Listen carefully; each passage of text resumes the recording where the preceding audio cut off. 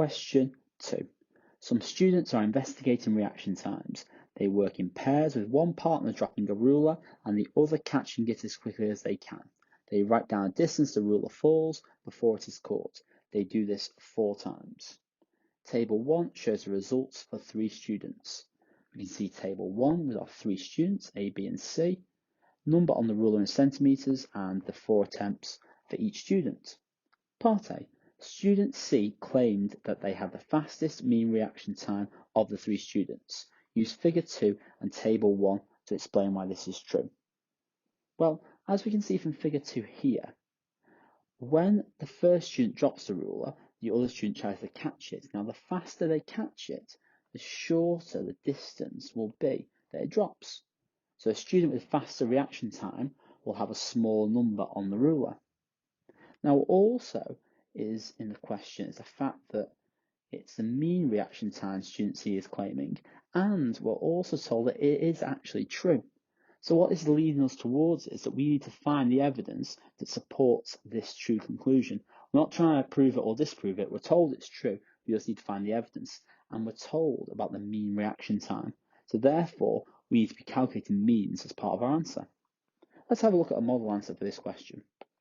So the first model would be to say a small distance on the ruler means a faster reaction time. As we stated earlier, this is the key fundamental aspect of the experiment, isn't it? We then calculate the mean values for each of the students. For student A, this would mean adding 16 plus 14 plus 14 plus 10, then dividing that by 4 to give us a mean. Now we can see that student C has the lowest mean reaction time, as in the lowest mean distance that the ruler has fallen. So we can put this in as our final point. Student C has the smallest mean of the numbers on the ruler, so therefore have the fastest reaction time. So how are the marks allocated in this question? Well, there'd be 1 mark for that initial statement, 1 mark for calculating the means, and the final mark would be for that conclusion statement there. That gives us the 3 marks available for this question. Part B. Another student found a formula online to convert the number on the ruler to reaction time. The formula is number on the ruler equals 4.9 times reaction time squared.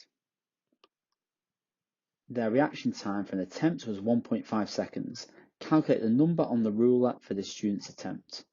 So this is a fairly straightforward question part. All we have to do is just pop the numbers given to us in the question into the equation.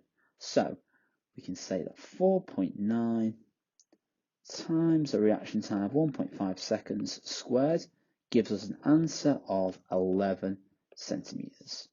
So put the answer there. So how are the marks awarded for this question? Well, it is 1 mark for this calculation here for substituting in the correct number, and then 1 mark for that final answer. That gives us the 2 marks available for part B.